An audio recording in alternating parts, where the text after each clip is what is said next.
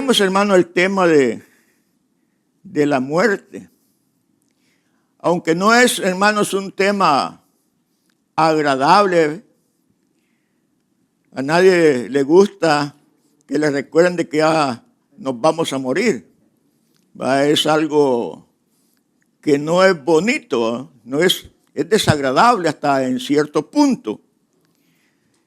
Y la razón, hermanos, por la cual el tema de la muerte no es del todo agradable para el ser humano, aunque para el cristiano, y ya lo vamos a ver al final del mensaje, siempre hay una gran victoria. Siempre hay victoria para los hijos de Dios.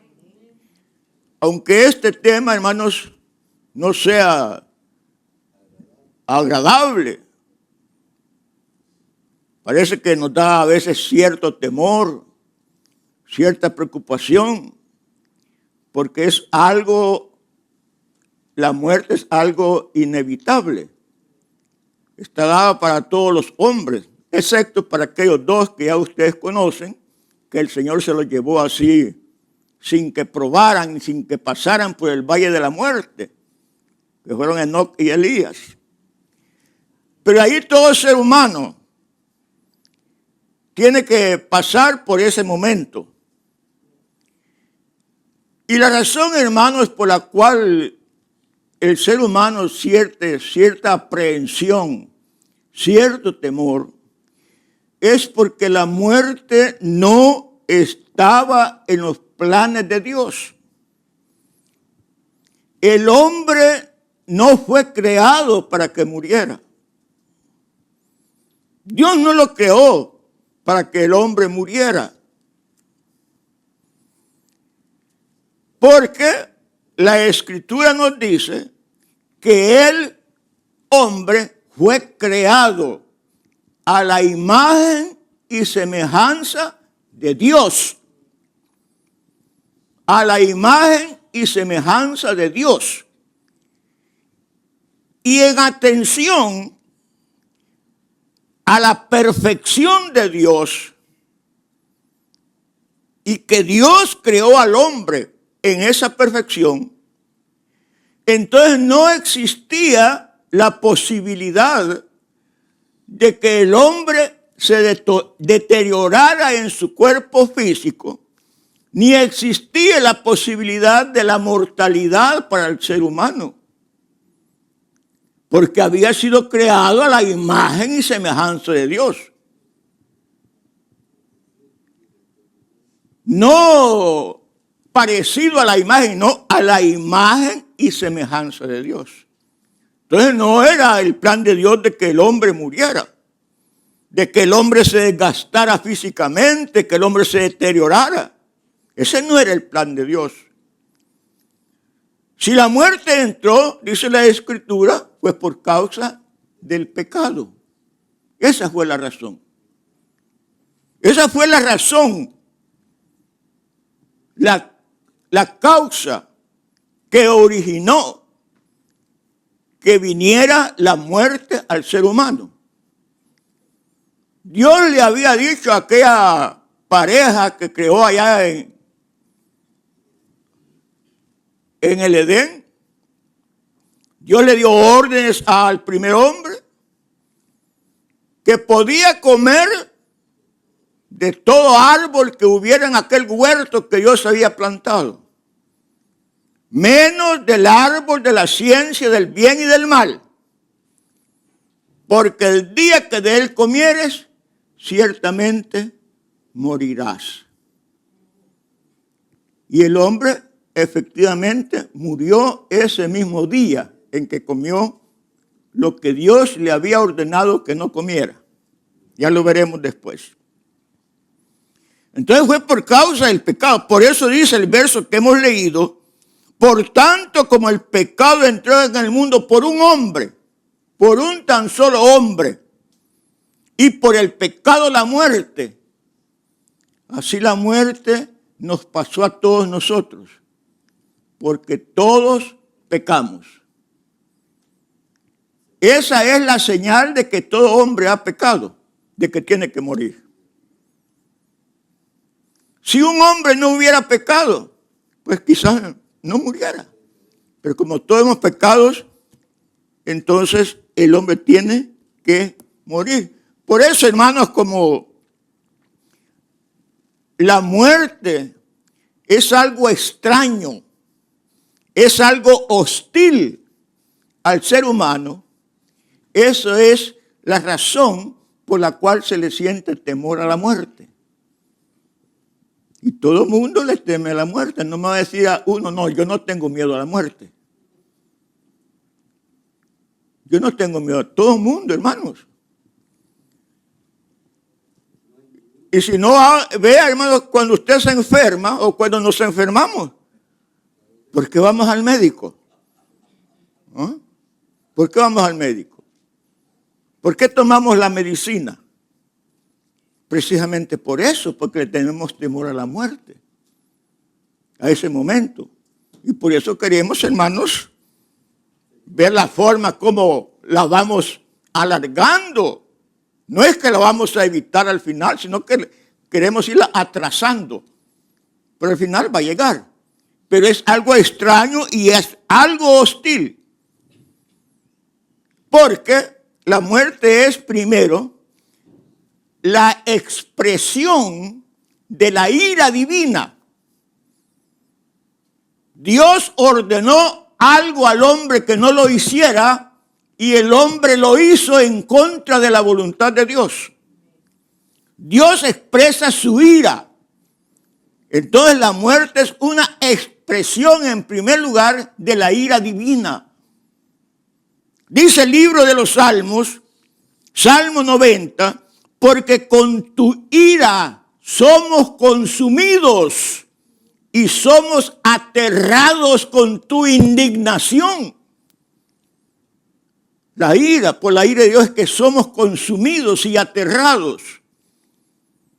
Porque viene la muerte a ser una expresión de esa ira que Dios sintió porque el hombre le había fallado, le había desobedecido. También, hermanos, la muerte es un juicio de Dios. En Romanos, en el capítulo 1, el apóstol Pablo da una serie de lista de pecados que el hombre comete. Una lista larga de pecados. Y luego dice el apóstol que esos que habiendo cometido esos pecados han entendido, dice, el juicio de Dios. Han entendido el juicio de Dios.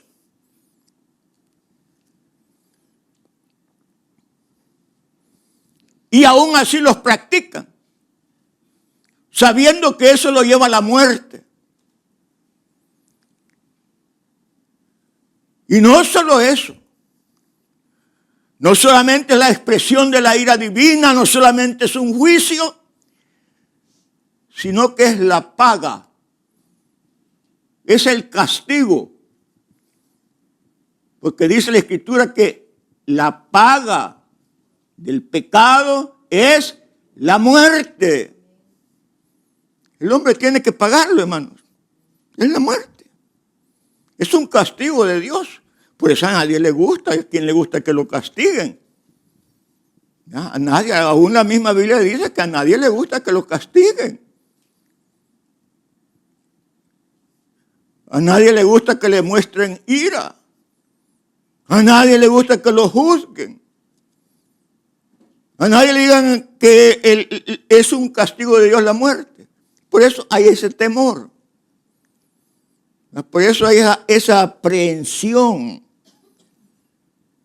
Por eso es que nos ponemos tristes. Por eso es que sentimos dolor cuando un conocido, un pariente se nos muere. Y lloramos. Porque viene siendo, hermanos, el castigo que Dios ha dado, en fin, a todo ser humano. Ahora, pero, ¿qué es la muerte? Dios se ha debatido mucho, pero no nos vamos a poner a debatir en asuntos filosóficos. Simplemente, ¿qué es la muerte? Bueno, consultando ahí un diccionario de la lengua, dice, bien sencillo lo explica en 5 palabras. Muerte, dice, es la cesación o el término de la vida. Ahí está todo. Está explicado todo según la lengua. Es el término de la vida, muerte. Pero bíblicamente, hermano, ahí está hablando de una vida quizás física. Y se terminó todo para ello. Pero bíblicamente, hermanos, ¿qué es la muerte? ¿Cuándo ocurre la muerte? Bueno, en primer lugar, en la Biblia se habla de varias muertes. Ya usted sabe que se habla de varias muertes. ¿Que son cuáles? La muerte espiritual es una. La muerte física es la otra. ¿Qué más? Le falta otra. La muerte eterna. La Biblia habla de muerte eterna. Entonces en la Biblia se hablan de 3 muertes. Primero, la muerte espiritual. Ya citamos ese versículo de Génesis, capítulo 2, versos 16 y 17. Y mandó Jehová Dios al hombre diciendo, de todo árbol del huerto podrás comer, mas del árbol de la ciencia del bien y del mal no comerás, porque el día que de él comieres, ciertamente morirás. Ciertamente cuando aquel hombre, aquella mujer comieron de ese fruto, ese día murieron. Primero se les abrieron los ojos, se dieron cuenta que estaban desnudos, les dio vergüenza, se sintieron culpables y se escondieron de Dios, se apartaron de Dios. Aquellos que antes caminaban juntos en el Edén con Dios, caminaban, hablaban, ahora al desobedecer se apartaban, se escondían, huían de Dios, huían de Dios. Esa es la muerte espiritual. Cuando el hombre se aparta de Dios, cuando el hombre no quiere nada con Dios, está muerto espiritualmente. Pablo en Efesios cita esa muerte espiritual. Cuando él dice, y él os dio vida a vosotros cuando estabais muertos en vuestros delitos y pecados. Fíjate que nos dio vida porque estábamos muertos, pero teníamos vida física, vivíamos, pero estábamos muertos espiritualmente. Entonces Él viene y nos da la vida, esa vida espiritual. Pero Él está diciendo que estábamos muertos, refiriéndose a la muerte espiritual. Entonces la muerte espiritual, hermano, es cuando el hombre se aparta, cuando está apartado, cuando no quiere nada con Dios. Muerto espiritual, aunque esté vivo físicamente, aunque esté hermoso físicamente, rosado, lleno de vigor, de vida, pero muerto espiritualmente. Y luego la muerte física. La segunda. En la Biblia no dice como en el diccionario de la lengua, que es el término de la vida, sino que la muerte física en la Biblia ocurre cuando el alma abandona el cuerpo. Cuando el alma abandona el cuerpo, entonces ocurre la muerte física. En el libro de Génesis se habla de Raquel cuando dio a luz a su hijo Benjamín y tuvo problemas en el parto. Entonces dice que, la Biblia dice, y Raquel murió al salírsele el alma. Entonces Raquel murió cuando el alma abandonó su cuerpo. Ahí estaba muerta físicamente. En la epístola de Santiago dice que el cuerpo sin espíritu está muerto.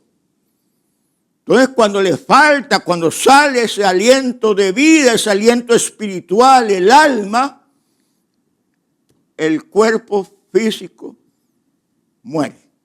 Esa es la muerte física. Y luego la otra muerte, pues es la muerte eterna. La muerte eterna. La muerte eterna, hermanos, es el castigo y la exclusión del hombre de la presencia de Dios por toda la eternidad. Y esa muerte eterna, esos que experimentan la muerte eterna, son aquellos que mueren físicamente estando muertos espiritualmente. El que está muerto espiritualmente, cuando le viene la muerte física, ese es un candidato para que Dios lo eche de su presencia por toda la eternidad. Esa es la muerte eterna. Y vea bien, la diferencia que hay entre la muerte espiritual y esta muerte eterna. En la muerte espiritual es el hombre el que se aparta de Dios. Es el hombre. En la muerte eterna es Dios quien aparta al hombre. Él dijo, el Señor mismo Jesús dijo, apartaos de mí, malditos, al fuego eterno preparado para el diablo y sus ángeles. Eso se lo dice a los hombres. Apartaos de mí. El Señor los aparta, los excluye de su presencia.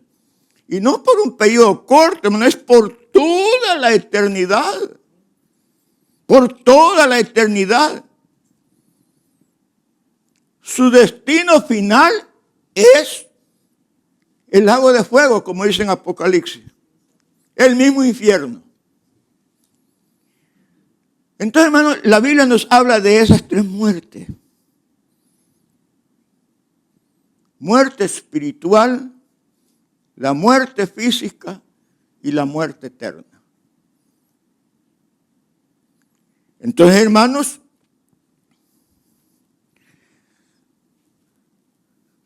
como la muerte es un asunto que trae consecuencias hasta para toda la eternidad,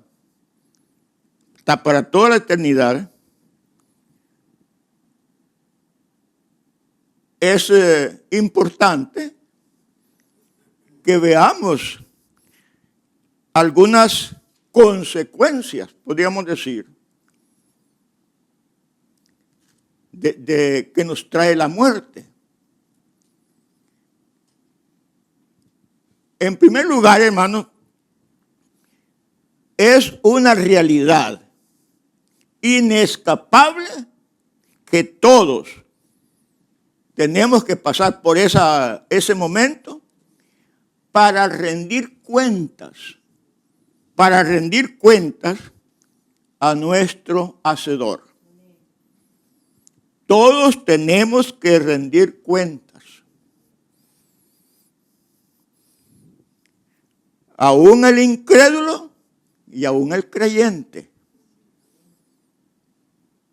Vamos a morir porque tenemos que rendirle cuentas a Dios.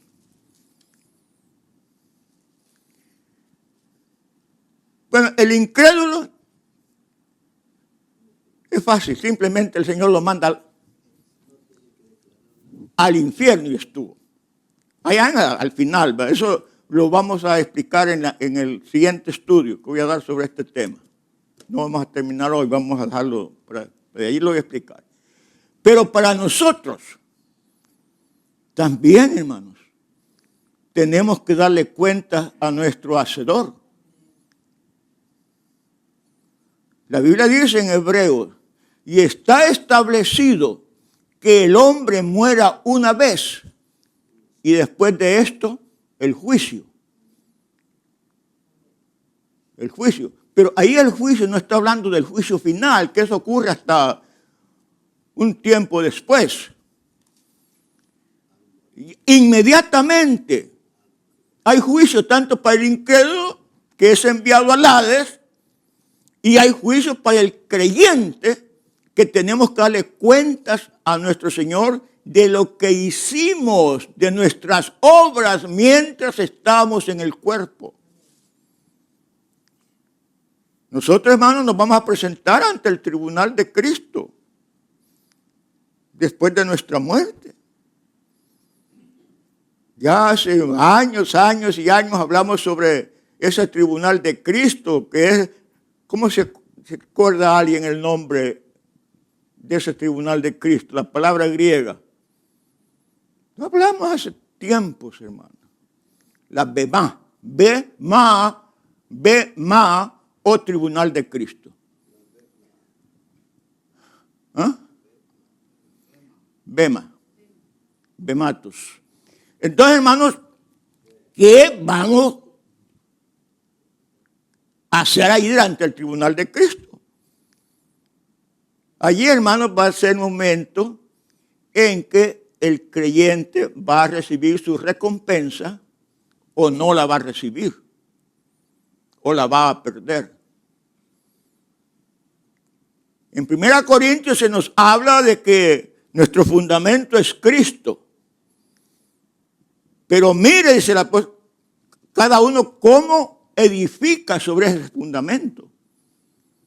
Es decir, las obras que hacemos en Cristo Jesús, que pueden ser, dice el apóstol, oro, plata o piedras preciosas. O puede ser heno, madera, heno, hojarasca. Unas obras van a soportar la prueba. Van a soportar la prueba de aquel que va a estar sentado en el tribunal, con sus ojos como llamas de fuego.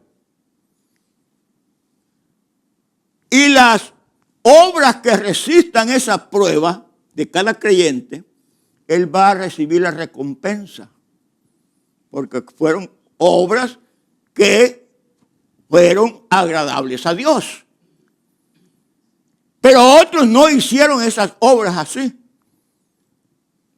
Las hicieron, Dios les dio la oportunidad de que edificaran algo hermoso, pero buscaron ramas, chiribiscos, zacate, hojas secas. Eso no resiste la prueba. Eso se quema. Eso, dice, van a perder la recompensa en ese momento. Pero serán salvos. No quiere decir que van a perder la recompensa. Pero por eso es necesario, hermanos, ese momento. De otra manera no recibiríamos la recompensa. Porque así está establecido. Y de eso no podemos tener escapatoria. Pero es un momento, hermanos, de alegría, no de tristeza, que nos vamos a presentar ante el tribunal de Cristo. Y si hemos hecho la obra de Dios sobre esta tierra mientras Él nos da esta vida, pues vamos a tener la recompensa. Bendito sea el nombre de Dios. Por eso no tenemos que ser descuidados, hermanos. No tenemos que ser descuidados. Pensemos de que ya está señalado un día para cada uno de nosotros. Y que tenemos que edificar buenas obras para la gloria del Señor. Para que en ese día que estemos ante el tribunal de Cristo, recibamos la recompensa. Y entremos en su presencia con esas recompensas gloriosas. Esa es una de las consecuencias que son de largo alcance respecto a la muerte. La otra viene siendo parecido, que es la transición de una vida a otra. Y eso va en contra de aquellos que dicen que no sé, cuando uno se muere ahí se terminó todo. Eso es falso. Cuando uno se muere no termina todo para nadie. Es un comienzo, hermano. Es un comienzo que es mucho más larga que la vida que tenemos sobre la tierra, porque eso no va a tener fin. Ya sea salvación o sea condenación. Entonces, hermanos, es la transición. No es que ya al morirse se terminó todo. No es eso. El ser humano, su alma, sigue en existencia. No perece. No perece. Sigue. Sigue. Porque es la transición de una vida para la otra. El creyente pasa a la presencia de Dios. El creyente pasa inmediatamente que muere a la presencia del Señor. ¿Y el incrédulo? ¿Para dónde? El incrédulo al Hades. Al Hades. Que es un lugar de tristeza y de dolor. De angustia. Pero que no es el lago de fuego. Es el Hades. Entonces, hermanos, pero allí es el estado en que van a continuar. Entonces, hermanos, la muerte no es el final de todo, sino que continúa otro estado de existencia diferente al que se tiene acá en la tierra. Entonces ya vemos pues, que el creyente pasa a la presencia de Dios. Pero ahora la pregunta es, bueno hermano, ¿y por qué tenemos que morir si ya nuestros pecados han sido perdonados? Eso quisiéramos no morir, ¿verdad?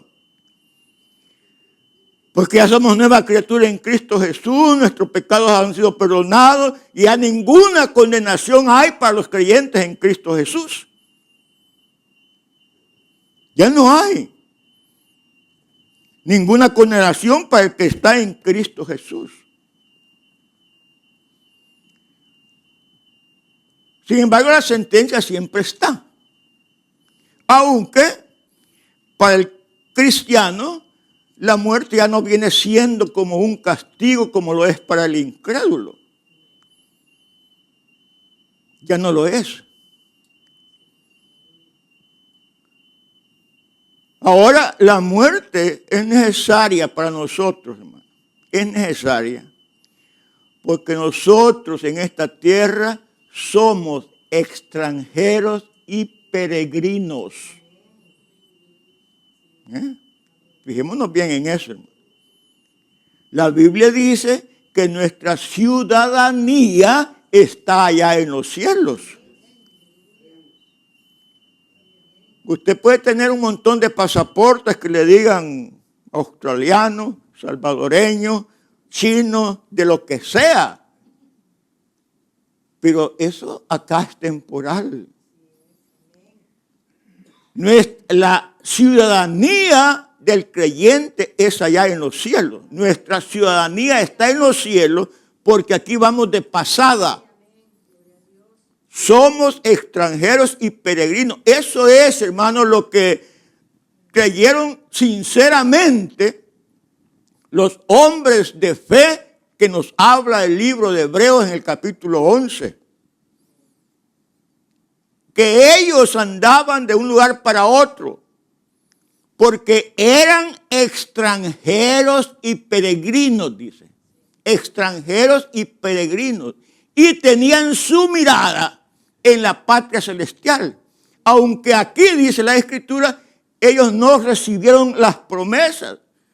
Solo las oyeron, las saludaron de lejos, las creyeron, pero tenían puesto la mirada en la patria celestial. Entonces ellos estaban conscientes, a pesar de ser hombres de fe, mujeres de fe, pero eran extranjeros y peregrinos. Y el apóstol Pedro en su primera epístola dice, os ruego, hermanos, como a extranjeros y peregrinos, que os abstengáis de los deseos de la carne que batallan contra el alma. Pero nos llama extranjeros y peregrinos. Entonces, hermanos, nuestro lugar de residencia permanente no va a ser acá. No es en este lugar. Nuestra residencia está allá en los cielos. Y el apóstol Pablo tenía esa gran confianza, hermano. Nos dice allí en 2 Corintios, quisiéramos, dice, involucrando a toda la iglesia, estar ausentes del cuerpo y presentes al Señor. Quisiéramos, dice. Y presentes al Señor. Mire, hermano, ese versículo cuando dice y presente al Señor le quita mucho porque no está traducido del griego como debe ser. Las versiones en inglés, la mayoría de las versiones en inglés sí lo traducen como debe ser. Aquí solo dice presentes en el Señor, pero no dice así. Dice algo más que nos llena de gozo. El verbo griego que usa allí quiere decir habitar en su propia casa.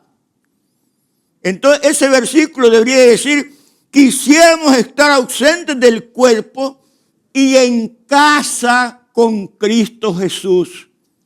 Por lo menos así lo traducen las versiones en inglés. En casa. Entonces nosotros tenemos una casa. Y dice ese verbo que es propia.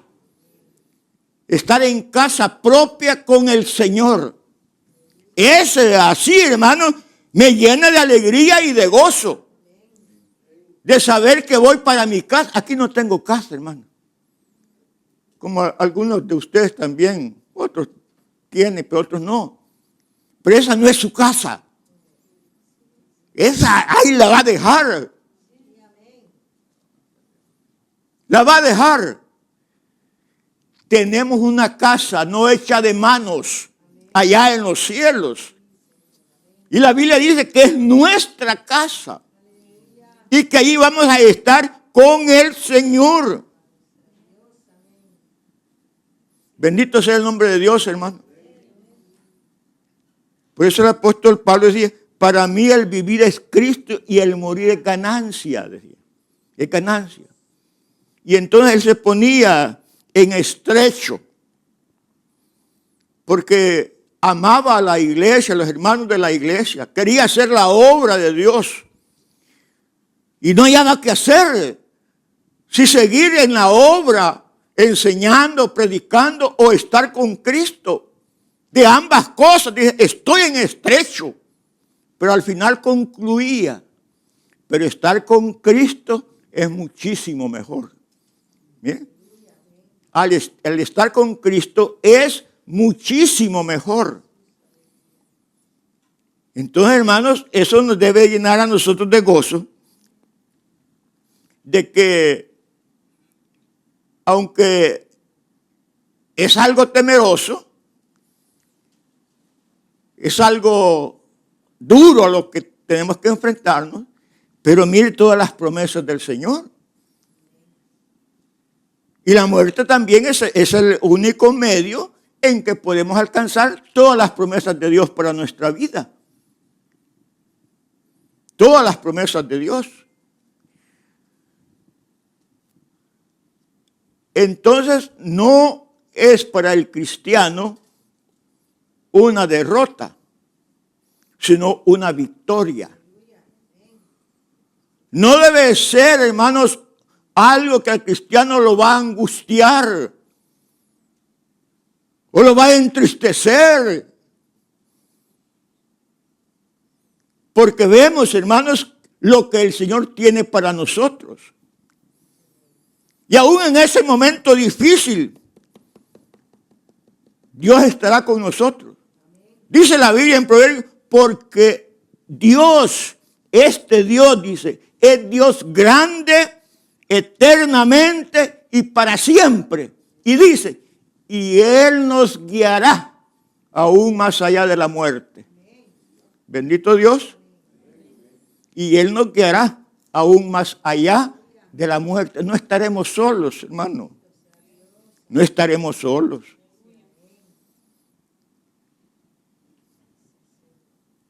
Al final hay victoria. Dice el apóstol, porque el postrer enemigo para ser vencido será la muerte. Será vencida. En el libro de Apocalipsis se nos dice que la muerte es lanzada al infierno, al lago de fuego.